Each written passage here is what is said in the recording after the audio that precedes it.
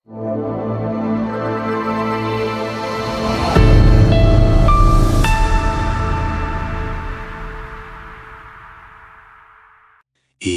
ऐसा स्तंभ जो 1600 सालों से खड़ा है। धूप, बारिश, आंधी, तूफान सब कुछ सहकर भी जंग नहीं लगता। क्या ये एक पुरानी सभ्यता का एडवांस्ड मेटलर्जी था, या फिर इस स्तंभ के पीछे कोई ऐसी टेक्निक छुपी है जिसका राज हम आज भी नहीं समझ पाए? दिल्ली के कुतुब कॉम्प्लेक्स के बीचों बीच एक साधारण सा लोहे का स्तंभ खड़ा है। पहली नजर में देखने पर यह किसी मंदिर का भगवान को चढ़ाया गया दीप पोल लग सकता है, लेकिन यह स्तंभ दुनिया भर के मेटलर्जिस्ट्स, साइंटिस्ट्स, आर्कियोलॉजिस्ट्स और हिस्टोरियंस के लिए एक अनसॉल्व्ड मिस्ट्री बना हुआ है। इसका नाम है Mehrauli iron pillar. 4th century CE का बना हुआ यह स्तंभ 1600 साल से भी ज्यादा पुराना है, और सबसे हैरानी की बात, इसमें जरा सा भी रस्ट नहीं। रिसर्च बताती है कि पिलर को बनाने के लिए फोर्ज वेल्डिंग का इस्तेमाल हुआ। यह टेक्निक 1600 साल पहले एडवांस्ड मेटलर्जी का सबसे बड़ा एग्जाम्पल थी। लोहार प्योर आयन को टुकड़ों में बनाते थे, फिर उन्हें ब्लेजिंग हीट में वेल्ड करके एक स्तंभ का रूप देते। गुप्ता पीरियड के मेटलर्जिस्ट के पास हाई फॉस्फोरस आयन प्रोडक्शन की टेक्निक थी। हाँ, फॉस्फोरस, वो एलिमेंट जो आज हम अवॉइड करते हैं, लेकिन उस जमाने में वो ही रस्ट फ्री मैजिक फॉर्मूला निकला। आयन पिलर को बनाया गया था गुप्ता डायनेस्टी के समय, लगभग 375 से 415 सीई के बीच। ये वो दौर था जिसे गोल्डन एज ऑफ इंडिया कहते हैं। गणित, कला, विज्ञान, मेटलर्जी सब अपने शिखर पर थे। इस पिलर का असली उद्देश्य क्या था, इस पर अभी भी चर्चा होती है, लेकिन अधिकांश इतिहासकार ये मानते हैं कि ये किंग चंद्रगुप्ता II को समर्पित एक विजय स्तंभ था, एक प्रतीक उनकी विजयों का, एक स्मारक उनकी शक्ति का। लेकिन सवाल ये नहीं है कि ये कौन था या कब बना। सवाल ये है, ये रस्ट क्यों नहीं होता? 1600 साल तक एक भी निशान कैसे नहीं? आयन पिलर की हाइट लगभग 23 फीट यानी कि 7.2 मीटर्स है। वेट लगभग 6000 किलोग्राम्स, और मेटलर्जी के हिसाब से ये एक रॉट आयन पिलर है, यानी कि ऑलमोस्ट प्योर आयन। प्योरिटी की बात करें तो इस पिलर में 99.72% आयन मिला है। ये लेवल की प्योरिटी एंशिएंट दुनिया में बहुत रेयर थी। दुनिया भर में आयन का एक ही दुश्मन होता है, लेकिन इस पिलर में ये रिएक्शन होता ही नहीं। साइंटिस्ट एक ही बात से हैरान हैं, पुराने भारत के लोहाकारी एक्सपर्ट आखिर कैसे ऐसा मेटल बना लेते थे जो प्रकृति से लड़ता रहे बिना थके। आप सोच रहे होंगे, क्या इसमें कोई स्पेशल केमिकल यूज हुआ था? क्या ये किसी रेयर मेटल से बना है, या फिर क्या ये किसी डिवाइन शक्ति का प्रतीक है? साइंटिफिक एनालिसिस से पता चला कि आयरन पिलर में 0.11% टू 0.18% फास्फोरस है। ये कम नहीं, काफी ज्यादा है। फास्फोरस ने 2 चमत्कार किए। एक, आयरन को प्योर बनाया, इंप्योरिटीज को हटा दिया। 2, सरफेस पर एक पतली कोटिंग बन गई, एक स्पेशल लेयर जिसे साइंटिस्ट्स आज कहते हैं मिसा वाइट कोटिंग, यानी आयरन, ऑक्सीजन और हाइड्रोजन का कॉम्प्लेक्स। ये कोटिंग मॉइस्चर को सरफेस तक पहुंचने नहीं देती। रिजल्ट, नो रस्ट, बस एक स्मूथ ब्राउनिश ग्लो। साइंटिस्ट्स का दूसरा थियरी कहता है कि दिल्ली का मौसम भी मदद करता है। हवा में सल्फर और क्लोराइड की मात्रा कम है, जो नॉर्मली आयरन को रिएक्ट करवाते हैं। साथ ही आयरन पिलर का कार्बन कंटेंट काफी ज्यादा कम है। जब कार्बन कम होता है तो रस्टिंग प्रोसेस स्लो डाउन होती है।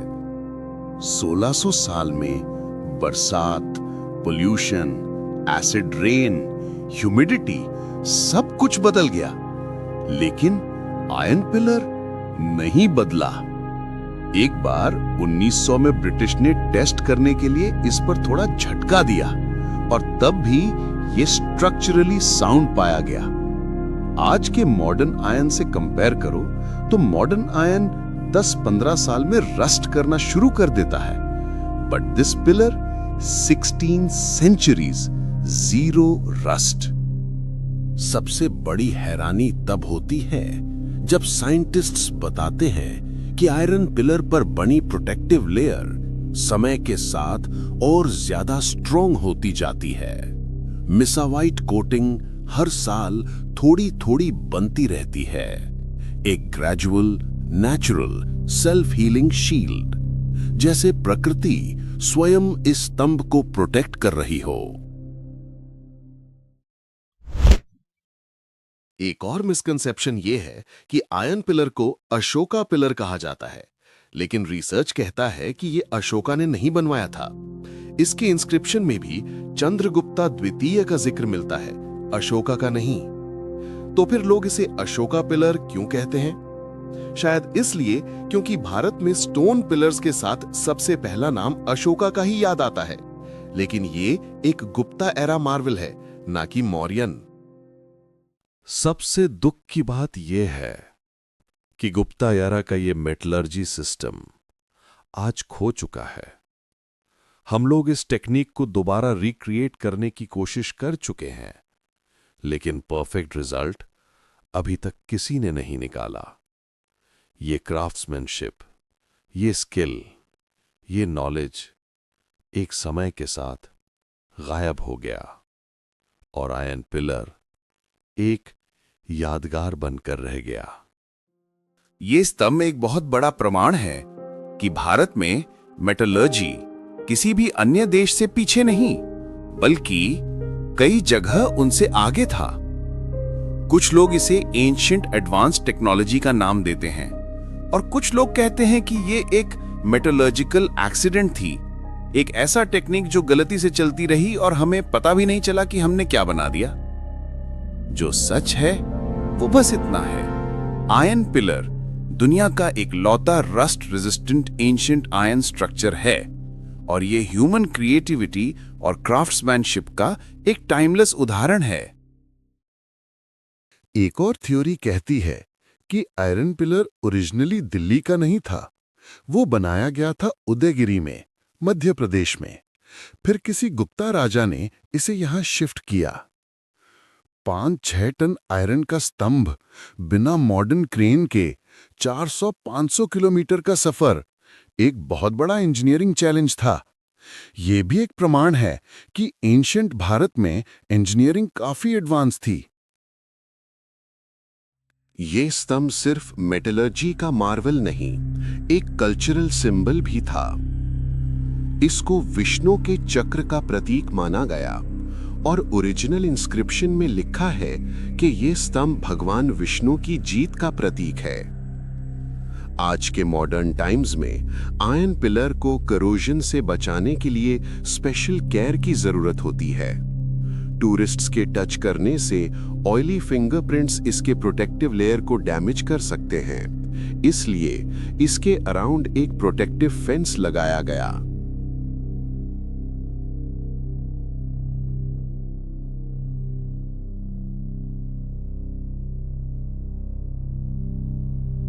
$1600 साल, एक लोहे का स्तंभ और एक अनउत्तर सवाल, हाउ।